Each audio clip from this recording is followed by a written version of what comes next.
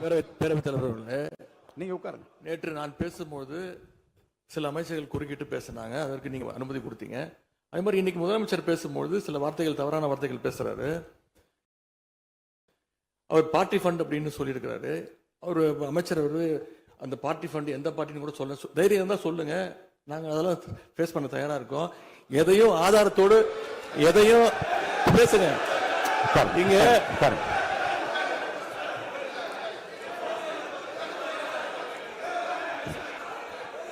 அது மாதிரி பேரவைத் தலைவர் அவர்களே, நேற்று நான் பேசி முடிஞ்சோடனே நீங்க அவை முடிஞ்சிருச்சுன்னு சொல்லிட்டீங்க. நாங்கெல்லாம் வீட்டுக்கு போயிட்டோம். வீட்டுக்கு போய் டிவி போட்டு பார்த்தா அங்க இன்னொரு அமைச்சர் இன்னும் பதில் சொல்லிக்கிட்டே இருந்திருக்கிறாரு. அதற்கெல்லாம் நாங்க இப்ப என்ன பதில் இது, என்ன மரபு இது? நீங்க இப்ப பேசிக்கிட்டே இருப்பீங்களா? நாங்க அதை பார்த்துக்கிட்டே இருக்கணுமா? அதே மாதிரி இன்னைக்கு முதலமைச்சர் அவர்கள் பேசும்போது நாங்களும் அமைதியா கேட்டுட்டு தான் இருந்தோம். ஆனா சில கருத்துக்கள் அவர் பேசும்போது அதை நாங்க அனுமதிக்க முடியாது. ஆதாரத்தோடு ஏதாவது பேசணும்னா, குற்றச்சாட்டுகள் சொல்லும் போது ஆதாரத்தோடு சொன்னீங்கன்னா அதை நாங்க ப்ரூவ் பண்றதுக்கு தயாராக இருக்கு. மாண்புமிகு உறுப்பினர் அவர்கள் இருங்க.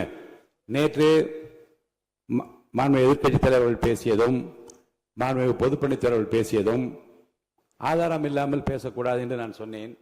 ஆய்வு செய்து நீக்கப்பட வேண்டியது நீக்கும் என்று சொன்னேன். இப்போது மாண்புமிகு முதல்வர் அவர்கள் பேசி முடிக்கட்டும்.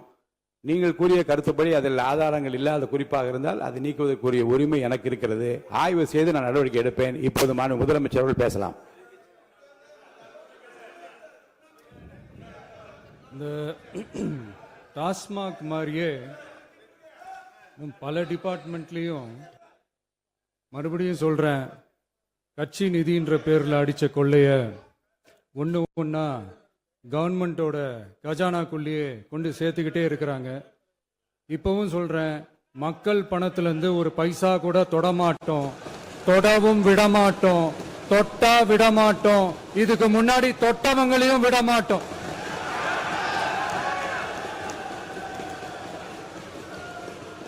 ஒவ்வொரு ஊழலா வெளியில வரும் போலயே ஒவ்வொரு வேஷமா கலைஞ்சிரும் போலயே இங்க இருக்கிற நிறைய பேரு நடுங்கி போய் இதுல நம்ம மேல அவதூறு வேற. இப்ப புதுசா ஒரு வெப்பன் ஒண்ணு கொண்டு வந்திருக்காங்க. அது என்ன தெரியுமா? அவங்க தயவால தான் நம்ம ஆட்சி நடக்குதான். மக்கள் தயவால இந்த ஆட்சி நடந்துகிட்டு இருக்கு. மனசாட்சி உள்ள சக்திகளோட ஆதரவால இந்த ஆட்சி நடந்துகிட்டு இருக்கு. நாங்க தான் அனுப்பி வச்சோம் அப்படின்றாங்களே. அனுப்பி வச்சவங்களுக்கு மினிஸ்ட்ரியில இடம் கொடுத்தா ஏன் கதறீங்க? ஏன் இவ்வளவு கோபம்? ஏன் இவ்வளவு கதறல்ஸ்? இதுல இன்னொரு முக்கியமான விஷயம், மார்க்சிஸ்ட் கம்யூனிஸ்ட் கட்சி நமக்கு ஆதரவு கொடுத்தது சுயேட்சையா எடுத்த முடிவுன்னு சொல்றாங்க. அதே மாதிரி இந்திய கம்யூனிஸ்ட் கட்சி நமக்கு ஆதரவு கொடுத்தது சுயேட்சையா எடுத்த முடிவுன்னு சொல்றாங்க. இதுல எங்க இருந்து நாங்க தான் அனுப்பி வச்சோம்னா புரியலையே. மக்களுக்கு நல்லா புரியும், எல்லாத்தையும் தெளிவா பார்த்துக்கிட்டு இருக்கிறாங்க.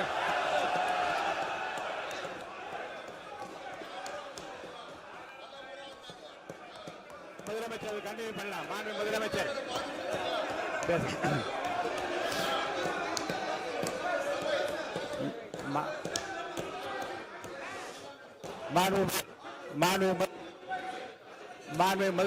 கண்டினியூ பண்ணலாம். நீங்க கண்டினியூ பண்ணலாம்.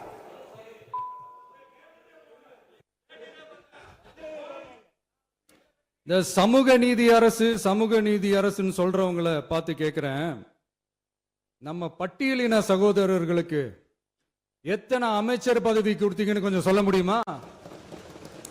ஆனா நம்மளுடைய அரசுல 8 அமைச்சர் பதவிகள் யாருக்கு? நம்ம பட்டியலின சகோதரர்களுக்கு. எல்லாம் நம்ம அண்ணன், நம்ம தம்பி, நம்ம தங்கச்சிங்க. அண்ணல் அம்பேத்கர் அவர்களுடைய கிட்டத்தட்ட 100 ஆண்டு கால கனவு இப்ப நிறைவேறி இருக்கு. நான் ஏன் கொஞ்சம் சவுண்டா பேசுறேன் அப்படின்னா அவங்களுக்கு கேட்கணுன்றதுக்காக தப்பா எடுத்துக்காது. அதே மாதிரி பெண்களோட பாதுகாவலர் நாங்க தான் அப்படின்னு சொல்லிக்கிறவங்கள கேட்கிறேன், எத்தனை பெண்களுக்கு அமைச்சர் பதவியில இடம் கொடுத்தீங்க கொஞ்சம் சொல்ல முடியுமா? எங்க அரசுல 4 சகோதரிகளுக்கு அமைச்சர் பதவி கொடுத்திருக்கிறோம்.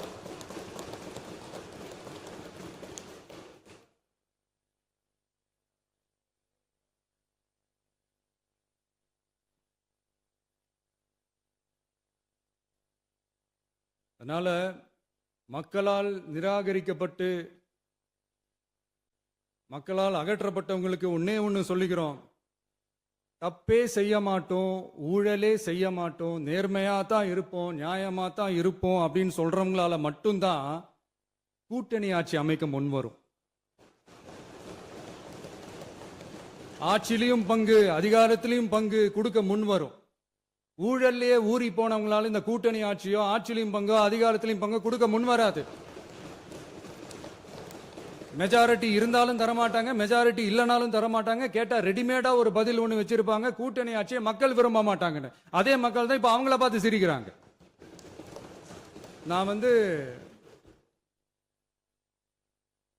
பதவி ஏத்த அன்னைக்கு கொஞ்சம் டைம் அவகாசம் கேட்டேன். எதுக்கு கேட்டேன்? நிதி நிலைமைலாம் கொஞ்சம் மோசமா இருக்குது, அதெல்லாம் கொஞ்சம் சரி செஞ்சுக்கிட்டு படிப்படியா கொஞ்சம் கொஞ்சமா நான் கொடுத்த வாக்குறுதிகள்லாம் செயல்படுத்துவேன், அதுக்காக கொஞ்சம் டைம் அவகாசம் கேட்டேன். நான் ஏதோ வேற எதுக்காகவோ வேற யாருக்காகவோ ஏதோ அவகாசம் கேட்ட மாதிரி. அடுத்து இங்க சபையில இல்லாதவங்களை பத்தி பேச வேண்டாம்னு நினைக்கிறேன்.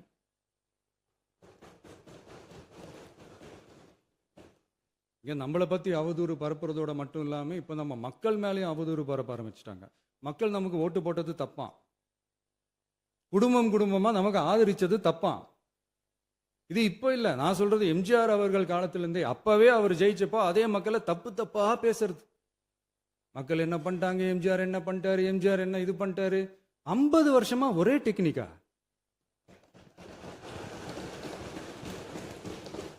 டெக்னாலஜி எல்லாம் மாறி வேற எங்கேயோ போயிட்டு இருக்கு பாஸ். இதுல கொஞ்சம் டெக்னிக்காச்சும் கொஞ்சம் மாத்தினா கொஞ்சம் நல்லா இருக்கும். அதனால மக்களுக்கு யூஸ்ஃபுல்லா இருக்கிற மாதிரி இந்த ஆக்கப்பூர்வமான கருத்துக்களோ ஆக்கப்பூர்வமான யோசனைகளோ இருந்தா சொல்லுங்க, அதை நாங்க டெஃபரெண்டா எடுத்துக்கிறோம். ஆனா அதை விட்டுட்டு இந்த நக்கல் நையாண்டி சம்பந்தம் இல்லாத பேச்சு இதெல்லாம் பேசிட்டு அப்புறம் முதல்வர் பதில் சொல்லல, முதல்வருக்கு பதில் சொல்ல தெரியல அப்படின்னா அப்புறம் என்ன சோஃபா மாடல் ஆட்சியா? அது என்னன்னு புரியறதுக்கு எனக்கு ரொம்ப நாள் ஆச்சு. இந்த sofa set, table chair, teapoy, furniture பிசினஸ்லாம் வேற எங்கேயா வெளியில போய் பண்ண சொல்லுங்க. அப்படி அந்த பிசினஸ் தான் பண்ணணும்னா நிறைய பிசினஸ் பண்ற மாதிரி வெளியில போய் பண்ண சொல்லுங்க, இங்க சட்டசபைக்குள்ள வேணாம். அதனால ஆக்கப்பூர்வமான கருத்துக்கள் இருந்தா சொல்லுங்க, டெஃபினட்டா அது சரியா இருந்தா நாங்க ஏத்துக்கிறோம். எனக்கு ஒரு குட்டி கதை ஒன்று ஞாபகம் வருது, சொல்லாமா? ஒரு ஊர்ல ஒரு பெரியவர் வெயில் ரொம்ப ஜாஸ்தியா இருக்குன்னு சொல்லிட்டு கண்ணுக்கு மேல கை வச்சுக்கிட்டு இப்படி சுத்தி முத்தி தேடிக்கிட்டு இருந்தாராம். அப்ப கூட இருந்த ஒரு சின்ன பையன் என்ன தேடுறீங்க அப்படின்னு கேட்டானா. அதுக்கு அந்த பெரியவர் சொன்னாரா, அது ஒண்ணு இல்ல தம்பி, உங்க அப்பா இங்கதான் இருப்பாருன்னு சொன்னாங்க, அதான் தேடிக்கிட்டு இருக்கேன், எங்க உங்க அப்பாவையே காணோம்.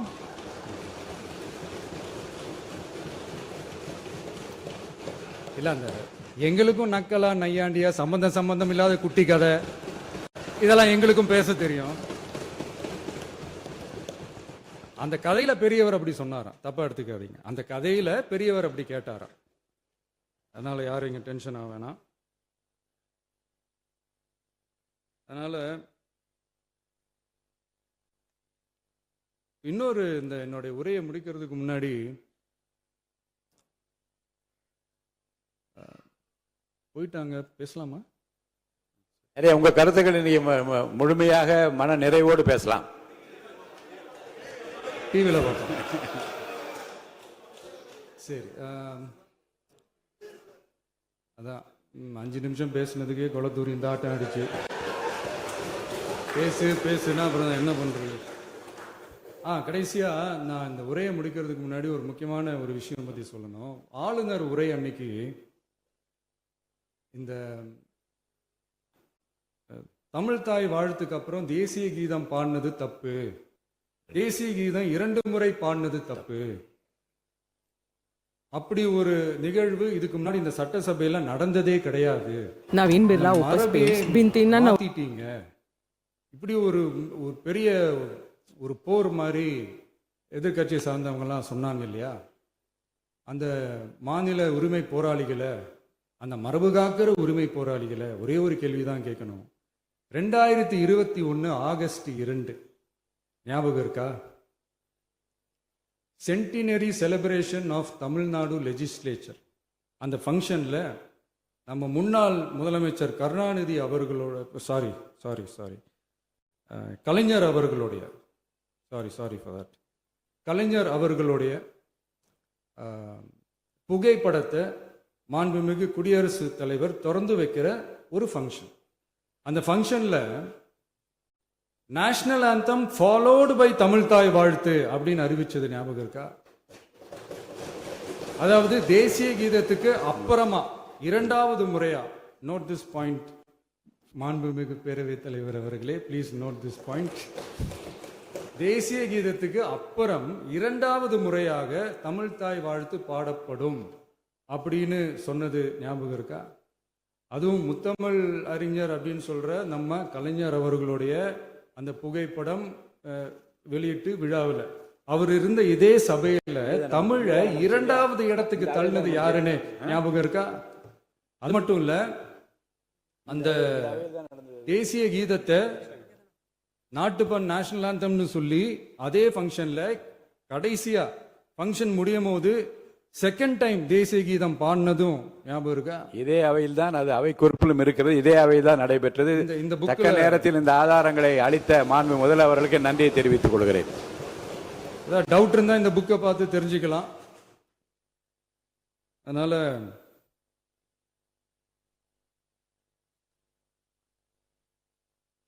இதெல்லாம் கேட்டா என்ன சொல்லுவாங்கன்னா, அது ஜனாதிபதி கலந்துகிட்ட ஃபங்க்ஷன், அதெல்லாம் அப்படிதான், அதெல்லாம் கண்டுக்க கூடாது அப்படின்னு சொல்லுவாங்க. இதே மாதிரி தான் பேசுறது ஒன்று, செய்யறது ஒன்று, பேசுறது ஒன்று. இதெல்லாம் மக்கள் பார்த்துக்கிட்டு இருக்காங்க. எலெக்ஷனுக்கு முன்னாடி தான் அப்படி செஞ்சுக்கிட்டு இருந்தாங்க, இப்போ எலெக்ஷனுக்கு அப்புறம் அதே தான் செய்கிறாங்க. இந்த விஜயையும் சாமானியர்களின் உண்மையான சமூக நீதி அரசையும் அவமானப்படுத்துறதுக்கு தான் அவங்களோட அந்த பொலிட்டிக்கல் சீனியாரிட்டி அது பயன்படுத்துது போல. சரி, செய்யட்டும், நல்லா செய்யட்டும். இப்போ ஆனாலும் நம்மளுடைய மாநில உரிமை, மொழி உரிமை, உத்தமபுத்திரர் போல வேஷம் போடுற எதிர்கட்சிக்கு ஒன்றை மட்டும் ஆணித்தரமாக சொல்றோம். உங்களை மாதிரி தமிழ்னு சொல்லிக்கிட்டு, மொழி, பண்பாடு, கலாச்சாரம்னு சொல்லிக்கிட்டு ரெட்டை வேஷம் போடுறவங்க நாங்க கிடையாது. உலகெங்கும் வாழும் என் தமிழ் சொந்தங்களுக்கு நம்முடைய உத்தரவாதம் தமிழ் தான் எங்க உயிர் நாடி அப்படின்றத மறக்க மாட்டோம். இப்பவும் சொல்றோம், மாநில உரிமையில எப்பவும் உறுதியா இருப்போம். அதே சமயத்துல அரசியல் வேற, ஒன்றிய மாநில அரசுகளுக்கு இடையே இருக்கிற நிர்வாக அணுகுமுறை வேற. இதுல நாங்க ரொம்ப தெளிவா இருக்கிறோம். அதனால எங்களுக்கு பாடம் எடுக்கிறதா நினைச்சுக்கிட்டு உங்க வேஷத்தை நீங்களே கொஞ்சம் கொஞ்சமா கலைச்சிக்கிட்டே வரீங்க, மறந்துடாதீங்க. அப்புறம் நேற்று எதிர்கட்சி தலைவர், மாண்புமிகு எதிர்கட்சி தலைவர் பேசும்போது நிறைய பேசினாங்க. அதுல ஒன்று மட்டும், அரசு சொல்றதா நினைச்சுக்கிட்டு நம்மளை இன்டைரக்டா ஈவில் அப்படின்ற அந்த வார்த்தையை யூஸ் பண்ணாங்க. எனக்கு ஒன்று தான் சொல்லணும்னு தோணுது. ஈவில்ஸ்னு டெவில்ஸ் பேசக்கூடாது.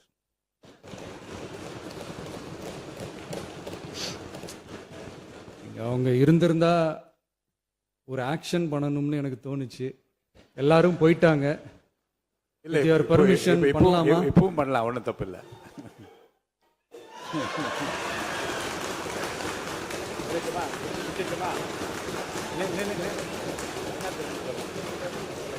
யார் சொல்லணும்? எழுந்து சொல்லணும், உட்காந்து சொல்லட்டுமா?